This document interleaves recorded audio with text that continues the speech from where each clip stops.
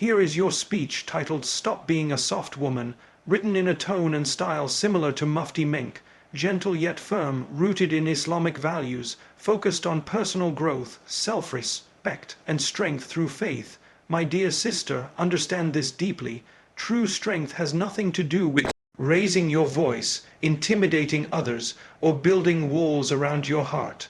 Harshness is not a badge of honor, and being cold is not a measure of how powerful you are.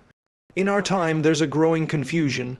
Many women think that to be taken seriously, they must act like they don't care, speak like men, and suppress their natural softness. But the truth is, the strongest women are not those who are loud and aggressive. They are the ones who carry emotional intelligence, composure, and self-respect even when they are tested. Look at the legacy of the righteous women in Islam. Were they soft? Yes, but were they weak? Absolutely not. Khadija was tender-hearted, yet she was a pillar of support for the Prophet. Asma bint Abu Bakr tied provisions with her own cloth and supported the Hira while remaining a woman of incredible grace. Maryam was deeply spiritual, quiet and pure, but her patience in solitude made her one of the greatest women in human history. They were not harsh, but they were firm. They were not cold, but they were focused. That is strength. Strength is knowing who you are without needing to announce it every time someone challenges you. Strength is the ability to walk away from what harms your soul without cursing or burning bridges. Strength is remaining calm when others try to provoke you. And yes, sometimes strength is in the tear that falls silently when you turn to Allah, not in the shout you throw back at someone who wronged you. And on the other hand, do not make the mistake of thinking your softness is something to be ashamed of. The softness in your voice, in your mercy, in your nurturing nature, it is part of your fitra, it's part of what makes you a woman. But softness doesn't mean saying yes to everything. It doesn't mean staying quiet when you're mistreated. It doesn't mean tolerating what Allah Himself has forbidden. A soft woman who knows her boundaries is more powerful than a loud woman who has lost her center. A soft woman with taqwa is more respected in the heavens than a proud woman who has forgotten her Lord. And remember, our Prophet was the softest in speech, the most gentle in manner, but the strongest in character. If gentleness made him the best of creation, why do we believe we must become harsh to be powerful? You can be soft and still say no. You can be gentle and still walk away from what disrespects your soul. You can be forgiving without being foolish. You can be loving without becoming lost. There is a quiet dignity in the woman who knows her strength comes not from her voice, but from her values. My dear sister, never forget, your dignity is your crown. And a crown is not something you toss away just to make someone else comfortable. It sits high on your head, it defines your presence, and it reminds the world that you know who you are. Dignity is not pride. It is not arrogance, it is not rebellion, it is the quiet, unwavering sense of self-respect that Allah has commanded every believer to uphold, especially you as a woman. When a woman lowers her gaze out of modesty, it is dignity. When she walks away from a conversation that displeases Allah, it is dignity. When she chooses silence over backbiting, sabr over anger, and boundaries over people pleasing, this is dignity. It is not loud. It is not dramatic. It doesn't ask for applause, but it speaks volumes about the strength of her soul and the clarity of her purpose. There are women today who have been taught to sacrifice their dignity in order to be seen as loving, easygoing, or loyal. But what kind of love asks you to humiliate yourself? What kind of loyalty demands you to stay quiet while you're being disrespected? That's not love. That's emotional slavery disguised in sweet words. Allah never asked you to give up your honor to gain someone's approval. He told you to honor yourself through obedience to Him, and through that obedience you will be honored by the right people. When someone crosses your limits and you smile just to keep peace, ask yourself, is it peace with people I'm trying to preserve or peace with Allah? Because the two are not always the same. There will be times when standing up for your dignity will upset others. That is fine. Let them be upset. You are not here to carry everyone's comfort on your back. You are here to protect your soul, your faith, your emotional well-being, and your relationship with your Creator. even in your closest relationships, be it marriage, family, or friendship. Your dignity must never be put on the table as a price. You can compromise on a schedule, on a dish, on a color for the wedding, but you do not compromise on your worth. You don't need to fight to prove it. You don't need to scream. All you need to do is carry yourself with quiet certainty, and that confidence will be felt by the sincere and feared by the insincere. A dignified woman doesn't chase. She doesn't beg. She doesn't explain herself to those who are committed to misunderstanding her. She walks in silence, but her presence is loud, not because she's intimidating, but because she is principled. She doesn't entertain disrespect, not because she thinks she's better than anyone, but because she knows what Allah expects of her. She knows her heart is not for rent. Her mind is not for manipulation. Her body is not for display. Her time is not for waste. Her value is not negotiable, and sometimes dignity is in letting go. It's in saying, I love you, but I love Allah more. I respect you, but I respect myself too. I forgive you, but I won't allow myself to be placed in harm's way again. Dignity means walking away with your head held high, even if your heart is heavy, because you know Allah sees your pain, and He will replace what you lost with better, not just in this world, but in the Akhirah. The crown of dignity is not made of gold. It is made of patience, of silence, of resilience, of boundaries built for the sake of Allah. And a woman who wears it will never be truly broken, no matter how much she is tested, because she lives by her values, not by the opinions of the people around her. My dear sister, do not let culture, emotion, or societal pressure confuse you about your rights. Understand this truth clearly. Islam came to liberate you, not to silence you. It came to honor you, not to bury your strength beneath layers of guilt and fear. From the very beginning of Islam, women were not just bystanders. They were believers, warriors, scholars, mothers of nations. They weren't praised for being passive. They were elevated because they were strong in faith, firm in values, and courageous in the face of oppression.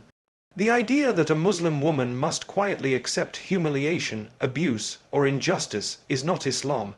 It is a distortion of Islam, wrapped in cultural chains. Submission in Islam is for Allah alone. You bow your head only in sujud. You humble your heart only to your Lord. You are not created to be enslaved by people's moods, nor are you obligated to shrink yourself to keep someone else from feeling uncomfortable. If a man treats you with cruelty, manipulation, or oppression, Islam is not on his side simply because he is male. Truth and justice are what matter. Allah does not support a wrongdoer just because of their gender. You were not created to suffer in silence while being told this is your test.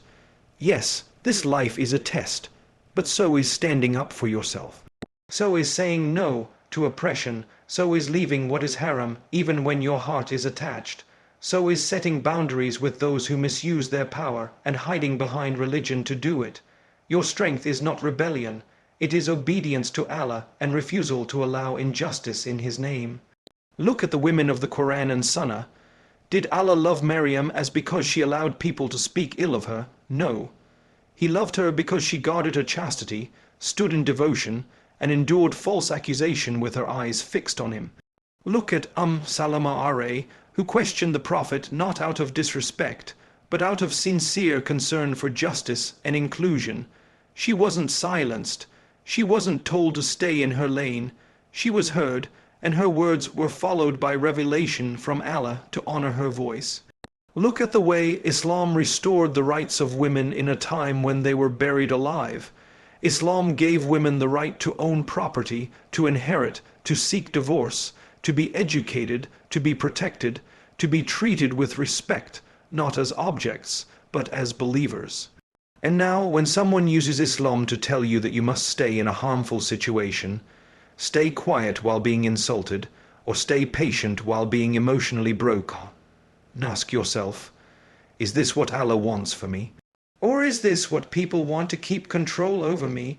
Patience does not mean accepting abuse. Forgiveness does not mean tolerating injustice. And love does not mean losing yourself. You are accountable to Allah for how you protect your heart, your soul, and your dignity.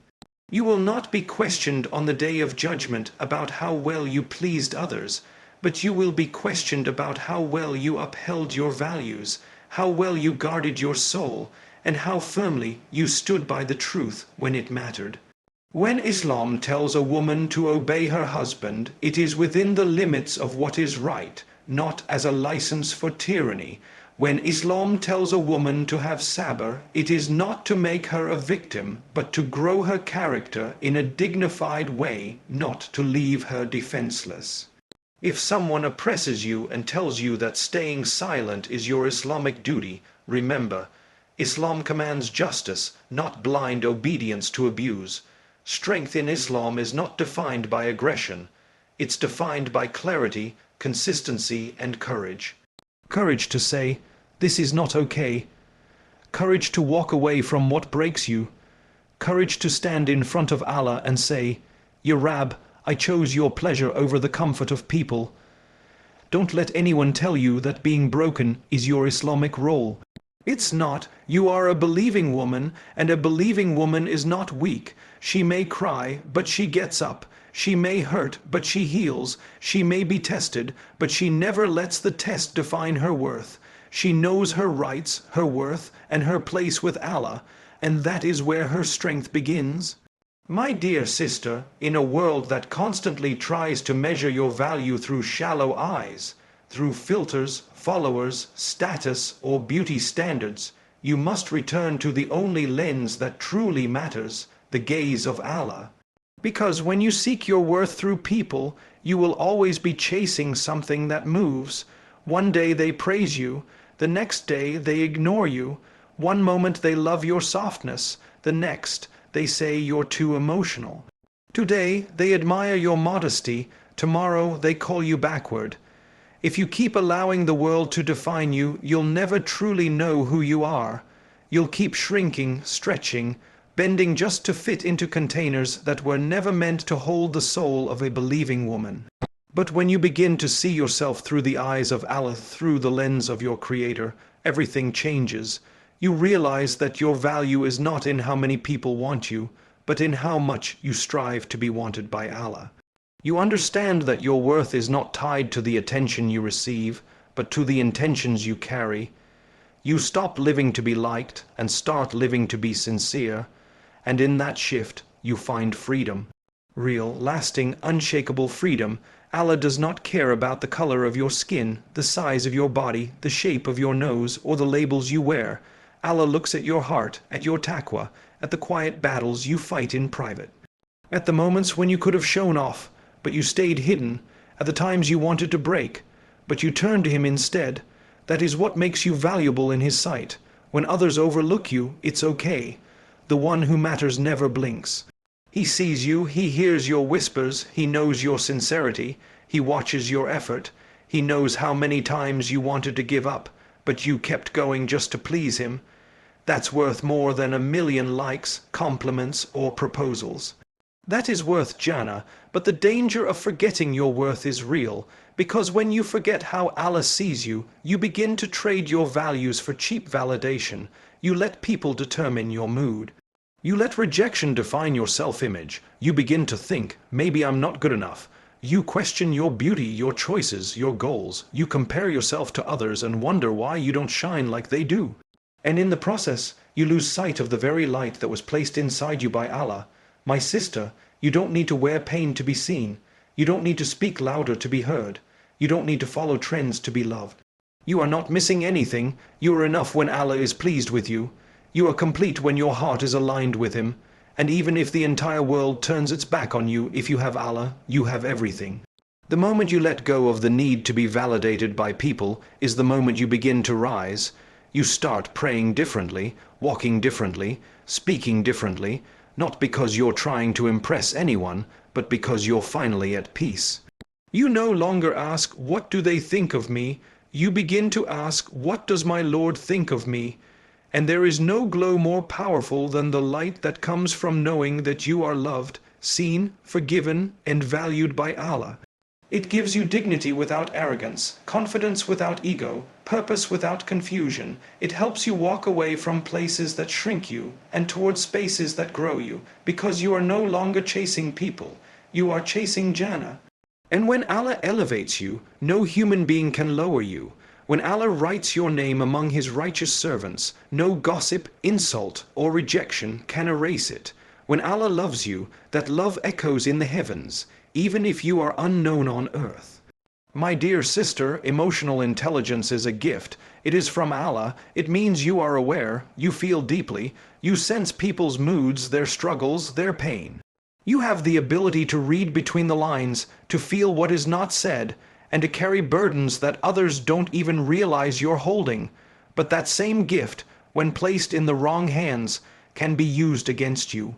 And that is where you must draw the line. Being emotionally intelligent does not mean you must constantly absorb everyone's pain, forgive every offense without accountability, or excuse bad behavior because they're going through something. It does not mean saying yes. When your heart is screaming no, it does not mean carrying guilt that doesn't belong to you, and it certainly doesn't mean accepting disrespect just because you can't understand where they're coming from. Understanding someone's pain is not the same as justifying their wrong. Islam teaches us to have compassion, but never at the cost of our dignity. You are not weak for saying, I understand your struggle, but I will not let you hurt me. That's not selfish, that's self-respect. That's intelligence with boundaries, that's mercy without self-betrayal. Too often, women with soft hearts and sharp minds are targeted by those who know exactly what to say. They will play victim to silence your concerns. They will cry, manipulate, twist your empathy until you begin to feel guilty for expecting basic kindness. And because you're emotionally aware, you begin to carry their burden, apologize when they're at fault, and try to fix what was never yours to repair in the first place. But my sister, you are not a rehabilitation center for broken men who refuse to heal. You are not a trash bin for emotional dumping. You are not obligated to fix the emotional wounds of people who keep using those wounds as weapons.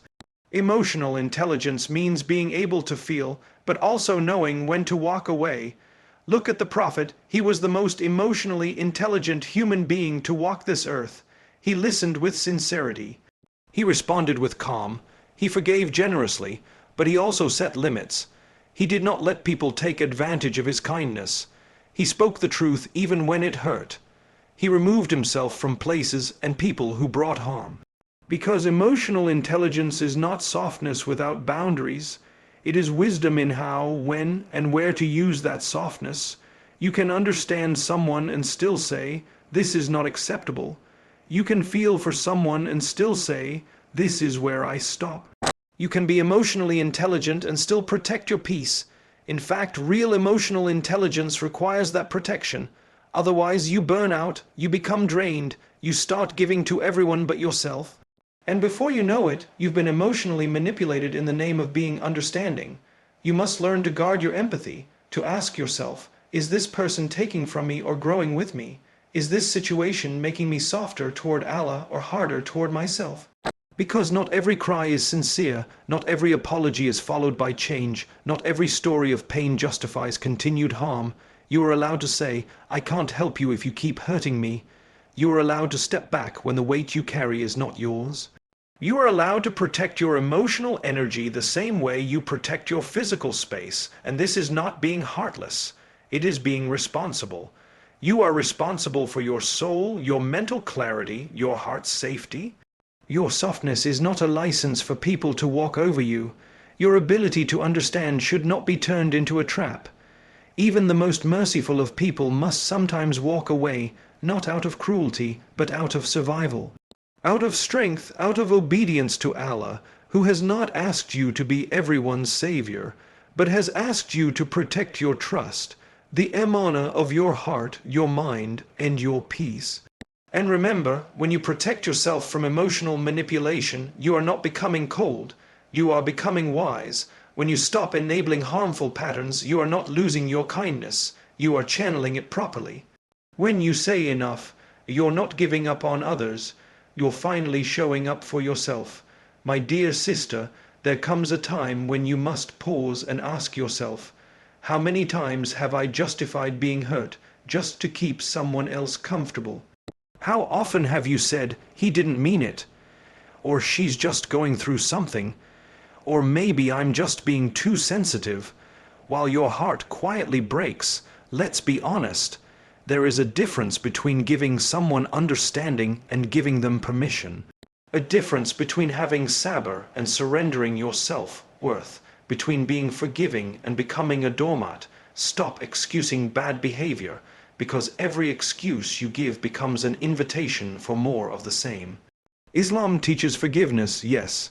Islam teaches patience, yes. But Islam also teaches accountability, boundaries, justice, protection of the soul and heart. The Prophet never turned a blind eye to wrong. He never said, let it go, just because they're stressed. He addressed things clearly, fairly, and without fear of people's opinions. Why? Because unchecked harm leads to cycles of pain, and cycles must be broken before they become your new normal. Saying he's under pressure does not excuse cruelty. Saying she had a hard childhood does not excuse manipulation. Saying this is how they were raised does not excuse arrogance, neglect, or betrayal. Your past might explain your behavior, but it does not excuse it, and you, my sister, are not responsible for fixing everyone. You are responsible for guarding your own heart, your own peace, your own connection with Allah. Stop telling yourself that things will magically get better while you're slowly losing yourself. Stop repeating, maybe it's my fault, when your only fault was allowing too much room for someone who never valued your kindness in the first place. Your silence does not protect the relationship, it only delays the destruction. Some people will never change, not because they can't, but because they know you'll keep tolerating their behavior without consequence. They are not waiting for healing, they are waiting for you to break. And every time you swallow your pain, every time you erase your emotions, every time you cover up their mistakes, you are not helping them grow. You're helping them remain unchanged. This isn't just about romantic relationships. It's about friends who constantly take but never give, family members who guilt, trip you into silence, colleagues who cross the line because you don't want to make a big deal. It's about every situation where you keep giving excuses until your soul starts to whisper, this isn't right. Listen to that whisper. That discomfort is a signal from Allah. That unease in your chest, that's not overthinking. That's your fitra warning you that your dignity is being stepped on.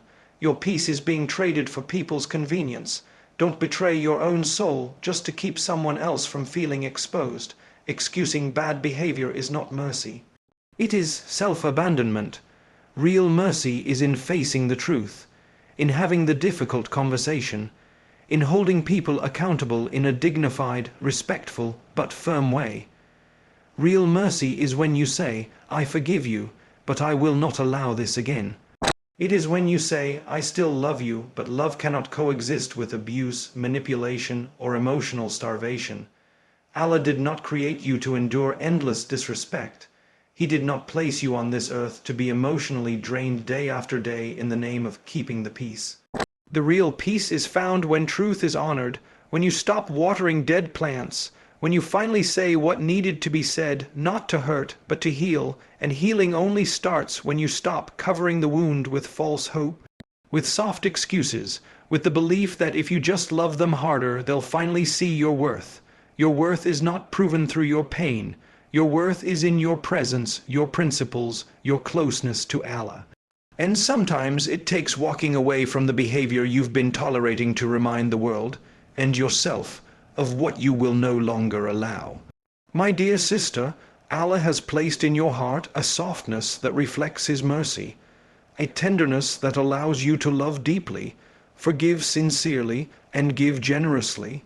But He has also given you a mind to discern right from wrong, a soul that feels when something is not pure, and a voice to say enough when lines are being crossed. So know this, it is possible to be a kind woman with a merciful heart while still having unshakable standards. You can raise your standards without hardening your heart. You can say no with respect. You can set boundaries with love. You can walk away from harm without bitterness. because compassion does not mean tolerating what Allah does not approve. Compassion is not the absence of strength, it is the balance of strength with mercy. There are women who confuse kindness with compliance. They fear that if they say too much, set too many boundaries, or demand too much respect, they'll be seen as difficult, cold, or not understanding. So they give more than they should, accept less than they deserve, and call it sabr. But that is not sabr, that is self-faraja. That is lowering your standards in the name of keeping peace, while your heart wages war inside you. Raising your standards doesn't make you arrogant, it makes you clear. It means knowing what aligns with your values and refusing to settle for anything less. Not because you think you're perfect, but because you know you were created for more than being a placeholder in someone else's life. Islam raised the standard for women long before the world caught on. Islam honored the intellect of women, their emotional depth, their spiritual insight. Look at Khadija Arre, a woman of stature, business, independence, and immense spiritual support. Did she lose her compassion in her strength? No. She used it to raise the Prophet when he came down from the cave trembling. Her strength didn't cancel out her softness. The two coexisted beautifully. You are allowed to be a woman who says, I won't entertain inconsistency. A woman who says, if you cannot lead with integrity, I will not follow. A woman who says, your trauma is real, but it does not give you the right to mistreat me. This is not cruelty. This is clarity, and clarity is mercy, for you and for them, because when you keep accepting half-hearted effort, broken promises, and bare minimum treatment under the excuse of understanding, you are not being loving, you are enabling. And you are teaching people that the more they neglect you, the more understanding you will become. That is not love, that is spiritual and emotional erosion. You can be gentle and still have expectations. You can be humble and still say, this is not okay. You can forgive someone and still choose not to walk the same road again. Your compassion is not measured by how much pain you can absorb, but measured by how sincerely you stay connected to Allah, even as you protect yourself from harm. So raise your standards in how you speak, how you dress, how you let others treat you, how you let relationships enter your life. Raise them not from pride, but from awareness. Awareness that you are a servant of the Most High, and what you accept in your life must reflect His guidance, not people's expectations. But as you raise those standards, don't lose the softness that makes you who you are. Don't let disappointment turn you bitter. Don't let betrayal build walls too high for love to enter again. Don't let the cruelty of others convince you that kindness is weakness. Keep your heart open, but guarded. Keep your doors unlocked, but with locks that respond to red flags. Keep your compassion flowing, but not for those who use it to control you. My dear sister, there is a noble beauty in your heart, the desire to help, to heal, to hold others up when they fall. You feel for people, you sense their pain, you see their wounds, and your instinct is to fix, to guide, to be the light in their darkness. But in the process, you often forget one essential truth. You cannot pour from an empty vessel. Before you try to heal the broken, ask yourself, have I healed myself? Before you give advice, ask, am I walking the path I'm calling others to? Before you carry someone else's burden, ask, have I made peace with my own? Because no matter how pure your intentions are, you cannot lead anyone anywhere meaningful if you're constantly lost within yourself. Islam teaches self-accountability before public correction. Allah says in the Quran, O you who have believed, protect yourselves and your families from a fire. 66:6. Notice the order. Yourself, then your family. The scholars explain this as a divine reminder that you cannot lead others to safety if you yourself are drowning. You cannot guide anyone if your inner compass is spinning. Many women, especially those with soft hearts, become saviors in everyone else's story. They fix, they nurture, they absorb pain. They try to hold relationships together, counsel the broken, protect the ungrateful, and support those who drain them emotionally, mentally, even spiritually. And they do all of this while quietly neglecting themselves, ignoring their own unresolved wounds, delayed healing, and inner exhaustion, But healing others is not your obligation. Healing yourself is. And when you do that, when you prioritize your own growth, your own spiritual discipline, your own emotional grounding, you naturally become a source of light for others, not by effort, but by presence. You lead not by preaching, but by being. You inspire not by fixing, but by flourishing. You give from your overflow, not your survival. Even our beloved Prophet, the greatest guide, was commanded by Allah to first perfect his own connection with the divine. Allah said, and enjoin prayer upon your family, and be steadfast therein. We ask you not for provision, we provide for you. 132. Before he guided others, he was instructed to be firmly rooted in worship, in patience, in reliance on Allah. Because leadership, real leadership, starts with the self. You cannot save someone from drowning if you don't know how to swim. You cannot hold someone steady if you yourself are falling apart. You cannot guide someone to Allah while your own heart is disconnected from Him. And that disconnection can be silent, hidden, covered in busyness, covered in service, covered in the illusion of I'm helping. But deep down, you know when you're not okay. The work begins with you, with being brutally honest in front of the mirror of your soul, with saying, I need to fix this before I fix anyone else, with looking at your habits, your healing, your relationship with the Quran. Your level of contentment, your level of tawakkul, not because you want to be perfect, but because you want to be whole, stable, anchored, so that when storms come, and they always will, you are not easily shaken. And if you're not shaken, you can help steady others. But if you try to lead others while you're still bleeding, if you try to counsel others while your soul is begging for attention, if you keep trying to guide others while ignoring your own disconnection from Allah, eventually the weight will break you, and that collapse will hurt more than the silence you refuse to sit in. So lead yourself first. Even when no one is watching, especially when no one is watching, build yourself in private, cry in sujud, discipline your heart, align your values, break your own cycles, heal your old wounds, catch your ego when it speaks louder than your sincerity.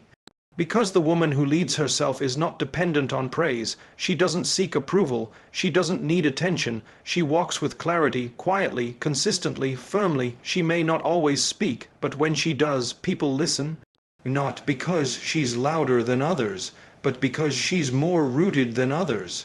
Her words come from a place of depth, not noise. Her actions come from a place of submission, not performance. And her strength is not built on how many people she's helped, but on how deeply she's led herself back to her Lord.